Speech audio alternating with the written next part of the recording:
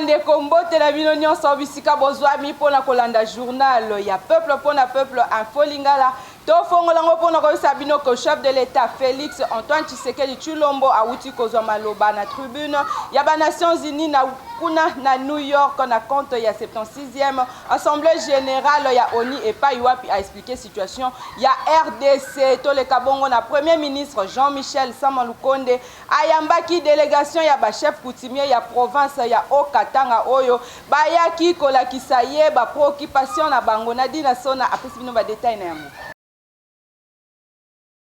Na séjour na ye kuna na province ya Haut-Katanga, chef ya gouvernement Jean-Michel Sama Lukonde Kenge ayambaki délégation moko ya ba autorité traditionnelle ya province ya Haut-Katanga oyo ezalaki prévu ba yambama epa ya chef de l'état Félix Antoine Tshisekedi Tshilombo kasi agenda na ye ezalaki trop chargé na tina wana nde batikaki ba préoccupation na bango epa ya chef ya gouvernement Jean-Michel Sama Lukonde Kenge oyo azalaki très attentif na ba préoccupation na bango. Ye na tour na ye a prometaki bango ke a komema yango epa ya chef de l'état nde na suka ya masolo porte parole na bango atalisaki ke ba solo laki malamu na chef ya gouvernement malgré agenda na ye très chargé message ezalaki kaka moko ya kimia oyo bango nyonso balingi régner na espace ya Grand Katanga pe bazana kondima ke mikolo ekoya bakokuta na pena chef de l'état ndenge ezalaki prévu selon promesse ya premier ministre Jean-Michel Sama Lukonde oyo apesi bango wana ezalaki message oyo bana ya Katanga bakoki ko retenir par rapport ya masolo na bango na chef de l'état. Na éducation esengeli boyeba ke ba université ebele ya RDC ba ko organiser lisusu faculté ya médecine te wana ezali décision ya ministre ya ESU oyo awutaki kozwa ezaka ka 16 université nde bango bazali autorisé bolanda liste na yango. Alobaki pe asali yango ministre de l'enseignement supérieur pe universitaire ndenge annonçaki na clôture ya ba états généraux na domaine ya enseignement supérieur pe universitaire na ville de Lubumbashi. Ministre de l'enseignement supérieur pe universitaire Moindo Nzangi a humilité a frappé makasi na circulaire na numéro 033/MIN/CAB/MIN/MNB JCK/RKK/2021 le 17 septembre 2021 na attention ba recteur ya université à secteur public et privé ou yobazan enseignement supérieur et universitaire objet ezali introduction ya recrutement ya ba étudiants à université ou yoba faculté ya médecine ezali déclaré non viable à décider ko kanga ba faculté ya médecine sur toute l'étendue ya territoire national ou yo ezali vraiment viable té boye amitalisi mingi na rapport ya conseil national ya ordre ba médecin ndenge ba présenter qui peut adopter ki yango na ba travaux ya ba états généraux 2021 ya ici et salimaki Kobanda le 10 kino le 16 septembre na ville ya Lubumbashi kaka 16 université nde bazali autorisé pour organiser faculté oyo ezali bongo Inikin, Inilu, Inikis, ICB, IPC, IEA, Unikik, IOB, Unigom, Unitu, ICG, IKA, Unimba, ULPGL, Unikip et UOM. Bangonde bazali autorisé toutefois à interdire inscription à l'établissement et enseignement supérieur et universitaire où yo bazali concerné pour na étudiants ya sika. Azali ko envisager ba mesure moko ya makasi pour na orienter ba étudiants où yo ba institut na bango ezali fermé na ba faculté mususu bisika wapi ezali autorisé. Dans le chapitre Moussousso Sengeli Boyeba, que première dame de la République, Denise Nyakero Tshisekedi Azalaki, invité d'honneur na EPS 20 na Cedar City, na États-Unis d'Amérique, le 17 septembre 2021. Stéphane Skande, héritier Mapindé. Ayant accompagné mon époux lors de la campagne électorale dans différentes provinces de notre pays. Première dame ya RDC, présidente de la fondation Denise Nyakero Tshisekedi a présenté une vision na Apex Events pour les États-Unis d'Amérique le 17 septembre et l'équipe première dame ya République démocratique du Congo azalaki invité d'honneur na Apex Events à Cedar City pour la ville ya Utah les États-Unis d'Amérique. Apex ezalaki cadre moko ya ba échange et pas wapi et réunissaki d'experts ya ndenge na na ndenge na ba domaine ebele pour na ko partager ba connaissance liboso ya auditoire oyo ezalaki composé na ba professeur ya minene pe ba chercheur ya ndenge na ndenge ba utaki bisika na bisika pe ba yaki na prestigieux souterrain uta université Denis Nyakero Tshisekedi a profitaki na tribune oyo kaka pona ko présenter vision na été mais lisusu pona ko sala plaidoyer ya accompagnement na secteur ya ba œuvre ya fondation na ye bosimba ke ba effort ezali mené makasi epai ya épouse ya chef de l'État Félix Antoine Tshisekedi Tshilombo pona likambo etali éducation en particulier ya ngonde et pousser Apex ayeba na ko s'engager pona ko faciliter connexion elongo na ba potentiel partenaire oyo ba sepeli ko accompagner vision makasi pe ya malonga ya fondation Denis Nyakero Tshisekedi bosimba ke ezali grâce ya partenariat entre fondation Denis Nyakero Tshisekedi elongo na souterrain uta université que 5 boursiers ba utaki na République démocratique du Congo ya programme excellence ya bazali kuna pona ko continuer ba étude na bango na mboka USA nyonso wana ezali ko lakisa partenariat entre fondation Denis Nyakero Tshisekedi elongo na uta université. Na religion bosimba ke sous le haut patronage ya archevêque ya ville ya Kinshasa des communautés familles chrétiennes organiser campagne d'évangélisation 2021 ya 27e édition thème na yango famille chrétienne vive une fraternité réelle. Christian Kengebeni héritier Mapindemi. Famille chrétienne amour du Christ. Sous le haut patronage ya archevêque ya Kinshasa, Fridolin Ambongo, des familles chrétiennes, Nabo Kambeme ya couple Berger Botolo, Papa Léon na Mama Valentine, des familles chrétiennes organisaki mobange na campagne d'évangélisation Oyo Bandaki lundi 13 septembre dans centre Canaan. Thème Nengo Ezalaki, famille chrétienne, vivait une fraternité réelle. Nyonso et les Kanaki Kitoko, particularité ya mokolo ya lundi, bosimba ke ba décoraki ba frère pe na ba sœur, na misala malamu pe malonga, oyo bango basalaki na église, bazwaki ba médaille ya ndenge na ndenge, na maboko ya couple Botolo. Boye nyonso etikali esalemaki na UPG na commune ya Gombe po na mikolo nyonso. Bana ya Nzambe bayaki ebele po na ko se ressourcer auprès de l'Éternel. Ba orateur minene ba utaki bisika na bisika pe ba teyaki mateya ya kafu na ba soutem ya ndenge na ndenge. Nde mokolo ya samedi 18 septembre ezalaki sombele suka ya bisanga ndenge kaka balobaka suka eleki ebandeli célébration eucharistique et salemaki bongo mateya ezalaki assuré epai ya abbé Jean-Paul Tumbu oyo azali aumônier ya famille chrétienne ye ateyaki na soutem rassemblés comme des frères à la table du Seigneur. Alobaki na mokanda ya 1 Corinthiens chapitre 10 verset 16 à 17 asengaki na bana ya Nzambe esengeli bazala na bomoko pe boyokani lokola Kristo asanganaka pe azalaka na bomoko elongo na papa na ye bosimbake babondelaki makasi pona mboka pona ba père spirituel ya Congo pe pona babota nyonso na République démocratique du Congo ba témoignage ya kafu epesamaki pamba te bana ya Nzambe bazwaki vraiment assistance bamonaki loboko na Nzambe na ndenge ya kosakana te bongo na sima ya prédication Berger Botolo azwaki maloba pona ko remercier bato nyonso oyo basungaki manifestation oyo ekende liboso pe réussir ko bandeli kino na suka na yango azangaki te ko présenter ba papa ya molimo oyo ba répondaki présent pona ko participer na milulu oyo pe ko kabola mateya elongo na bana Nzambe kati na bango pe tomonaki curé ya paroisse Saint-Charles Luanga ya Bandal abbé Richard Kachama bosimba ke nyonso elekaki kitoko ndenge kaka bozali komona bilili esengo ezalaki makasi bongo tango ekomaki ngonga ya suka tango ya adoration ya Saint Sacrement ezalaki opesi mbwambwa boyi epai wapi Yesu amimonisaki na ndenge ya kosakana te ba fidèle nyonso bazalaki loyembo na monoko mabondeli pe bougie na maboko pona kotalisa réussite ya Saint Sacrement adoration oyo ezalaki vraiment ya kafu milulu o ya campagne d'évangélisation ezali bongo milulu moko et réussir na ndenge ya kosakana te bana Nzambe ba moni penza loboko na Nzambe pendant mikolo oyo nyonso elekaki ezali eloko moko ya makasi oyo famille chrétienne bazali kosala bana Nzambe batomboli makambo ya Nzambe ezali esengo.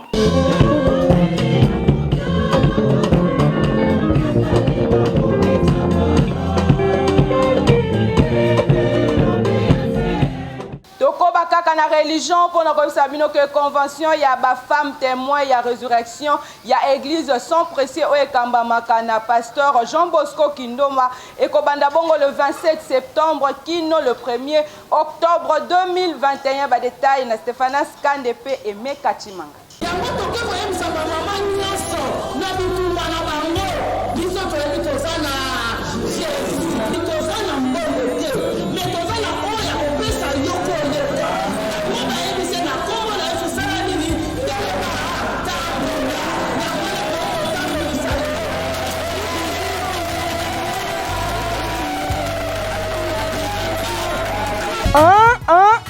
Ba mama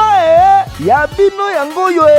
femme te combat te victoire nde kozala thème oyo basi ya mpiko bakomanyola na mobange na convention ba femme témoin de la résurrection ya église sans précieux oyo ekambamaka na mosali na nzambe ya nguvu Jean Bosco Kindomba les messagers de la grâce boye en marge ya convention yango oyo kosalema du 27 septembre au 1er octobre 2021. Pasteur Anine Tseka, présidente ya bamama ya sans précieux, asangisaki mokolo ya samedi 18 septembre, bamama mpona kosala l'évangélisation mpe kopanda sango ya mobange na convention oyo bazalaki awa na kati ya église sans précieux oyo zomi derrière maison communale ya Kalamu. Un temps briefing et salemi, babimi na rond-point victoire, place des artistes, babandi kokabola ba track ba invitation et pa ba maman pe ba jeune fille, nzela korte à korte bazali kotambola, balekaki na rond-point Kimponza Kasavubu, Wileri et sikamo bangé na adoration salemaki, sima pasteur Anine Tseka alobaki boy. Naza koloba na se ya onction epakolami ya tata nanga,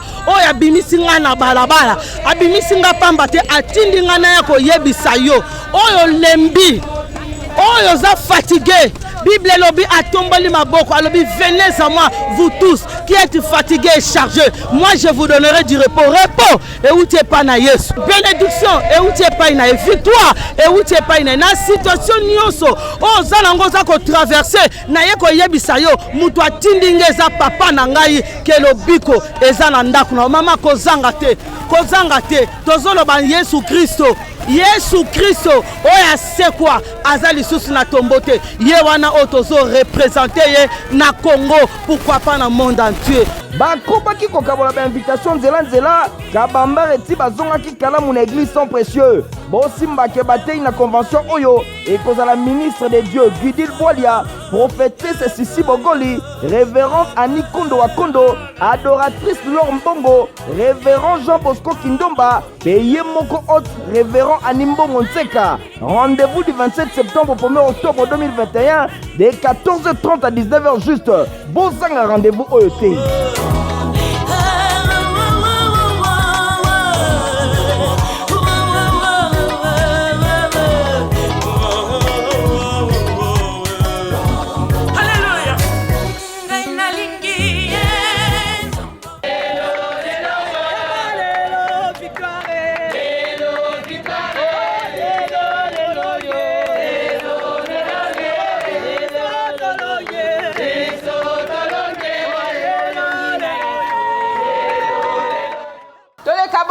des sociétés pour nous sabino que ba reporter ya info lingala bakitaki na commune ya Ntsele na quartier passe à côté la difficulté aux populations azanango na makambo etali mai ya régie des eaux Igor Ntingi ba détail. Awa tozali na commune Ntsele na quartier passe population bazali ko souffrir makasi na likambo etali mai ya régie des eaux. Ba habitant awa batoka kaka ba mai ya mabulu kaka ndenge bozali komona na ba image talandeti oyo azotoka atie na cantine mwana oyo pe ya muke ye wana memi ake nangu toyebi te soki bango bazalaka kaka na capitale to pe bavandi na province ebongo bino bakonzi bobetaka ta tour te kote oyo mpona koyeba soki population ya awa bavivaka penza ndenge nini. Tozalaka vraiment na problème ya mai tosalelaka eza oyo ya libulu ya komela to katisaka mwa tokenda mwa ba distance mpona ozwa mai. Donc ba pompe vraiment eza na pasi po ekota na ba mapango ya batu. Do tokendaka ba distance ya musika pona kozwa mai. Soki ba konzi ba okikozwa likanisi yako. Donc la biso moyen ya côté la biso ba pompe na ba mapango et ozala vraiment kitoko makasi. Bazali kosenga kaka na gouvernement pe bakonzi ya régie des eaux babwaka misu côté oyo po boye moyen te boya kotiela bango mai. Tokoba kaka ba fait de société pour na sabino que la police ya libongo ya polo bakangaki usine moko esalaka mai ya eau pure na ba condition ya malamu te. Ritema pinde me pesi no ba détail nango. La police ya libongo Apollo na commune ya Limete ba telemeli ba usine nyonso bazali ko continuer ko sala eau pure malgré autorité municipale. Malgré autorité urbaine a pekisa yango kasi ezala bande komususu matoi mangongi ba yokakate lokola ba oyo la police ekweli bango botela bino moko ndenge bazali ko continuer ko sala ba opir mai na bango na sachet na ba condition moko ya malamu te kasi bazali ko memela population ba yeba na komela yango nzokande sachet pe ezali ko polluer environnement yango nde ba autorité ba telemelaki yango commandé à la police expliquer. Et donc on a compris que les Bakinois essayent de se protéger. Tant que malade des gens en Mboka, je crois que Mboka na biso le président Félix Tshisekedi a linga kabilo kalinga. Nous avons pas pensé le bazar de proximité. Et ça malade Mboka Congo toza misala te. Mibali bazala misala te. Toza débrouiller. Mboka na biso moko. Toza nyoko mana stratégie.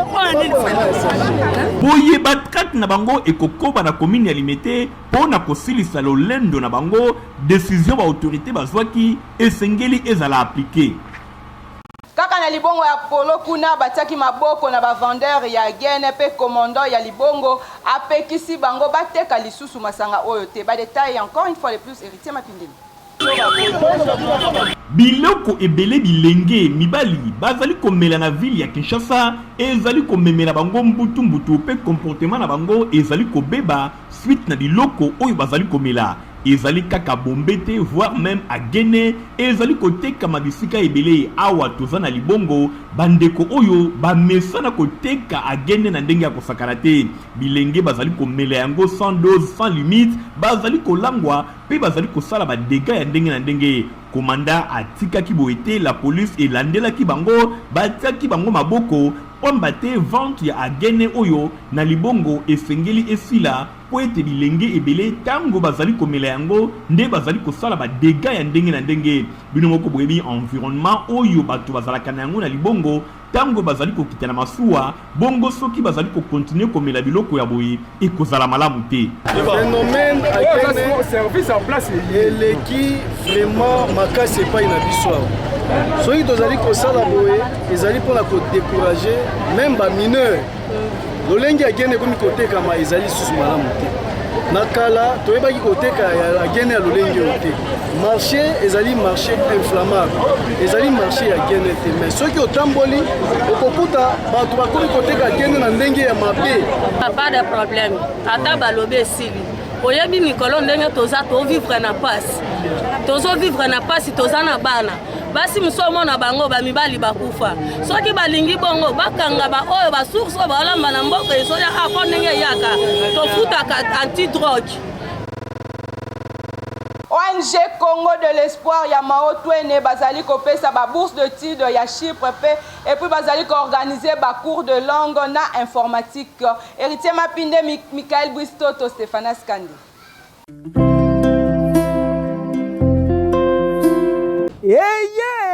ONG de Congo de l'Espoir ya mwana mboka le président Maotwene eye libino makambo ya bolinga kadi otuninga eza nini Congo de l'Espoir ememeli bino opportunité to libaku ya kokende kotenga na Chypre pour la nouvelle année académique 2021-2022 batieli bino ba bourse d'études ya kaka na passeport na yo na ba bulletin ya 4e, 5e et 6e des humanités na 2 semaines ya pamba oyoki 2 semaines ya pamba ozwi visa na yo kitoko opesi Kinshasa na pipo biso ONG Congo de l'Espoir tolobi toza mieux placé mpona kofacilite bino badémarche na courte durée na 2 semaines ya pamba olonge Kinshasa okei kotanga na Chypre esilite tellement soucieuse ya instruction ya bana mboka ONG de Congo de l'Espoir etieli bino mobange na salle informatique avec zamba ya bamachine théorie na pratique nyonso eza kotambola elongo kasi yoka tolengeli mpe baformation ya langue informatique na nyonso oyo bani koyekola epa na biso nyonso eza ofele. Merci beaucoup.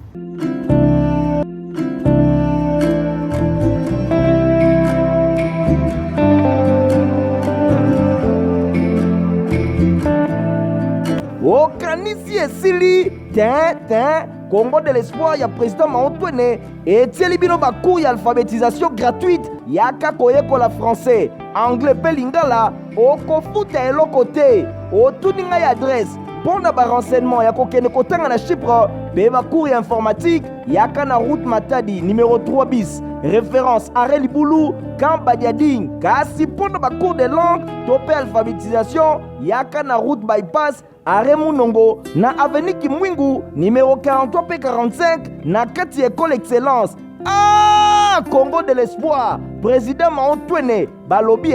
toujours derrière vision et gratuité et enseignement prôné na président de la République Fachi Béton Boye.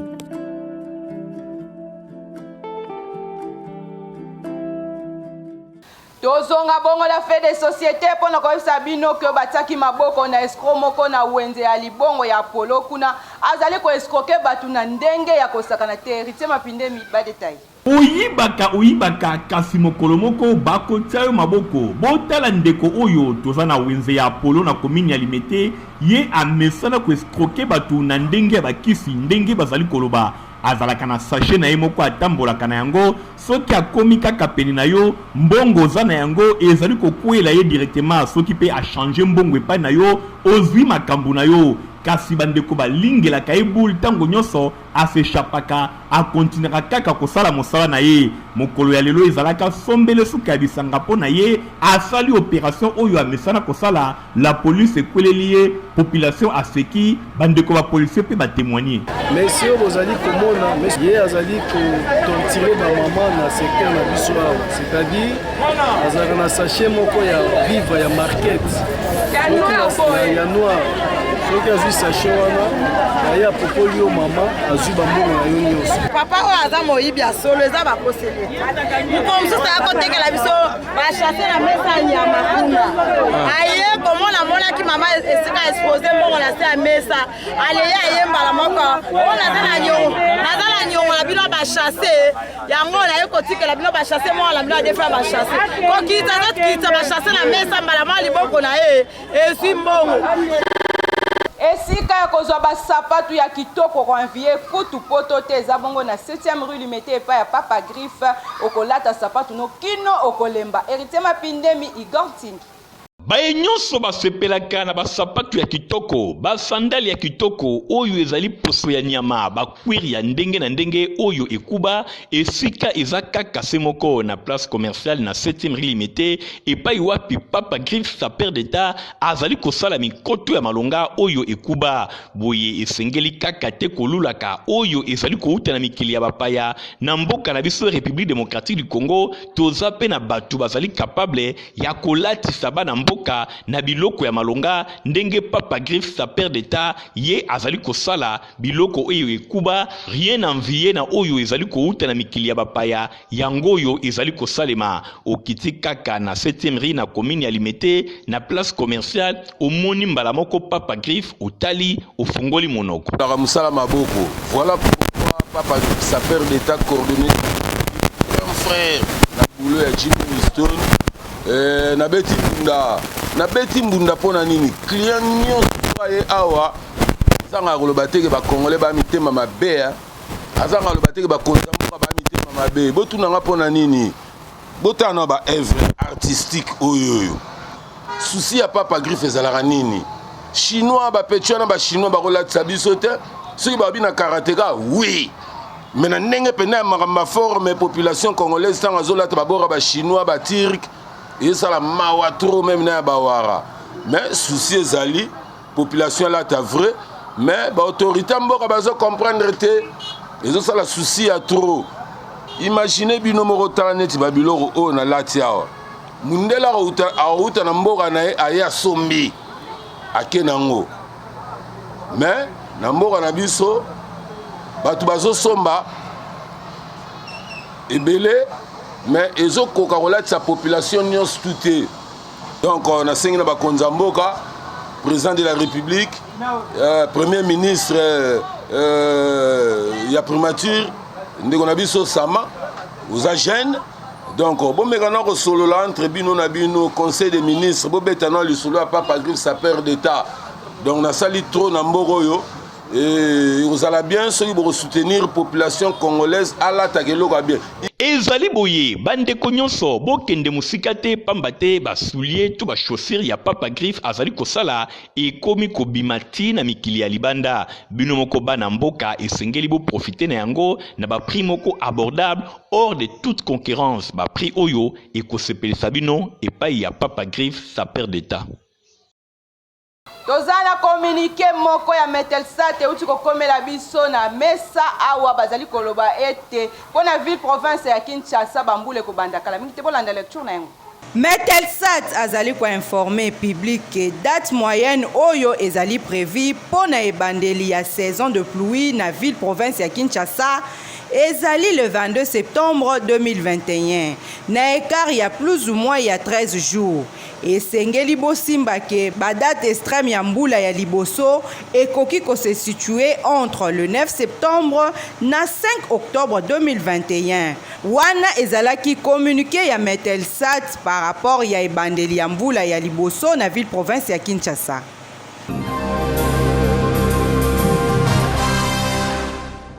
Na communiqué ondeto sukisi journal na biso ya peuple pona peuple info linga mokona lelo bisika nyonso bozwami bolandaka yango bokoba toujours kolanda yango na YouTube Emergence TV pe na Info Lingala TV bokolanda ba information nyonso ya Info Lingala na sima ya caméra Igon Tingi na montage Christian Kiangebe ni Fabrice Londombi supervision ekuma makana ye meilleur héritier mapinde mingala bino tokutai mikolo ezali koya.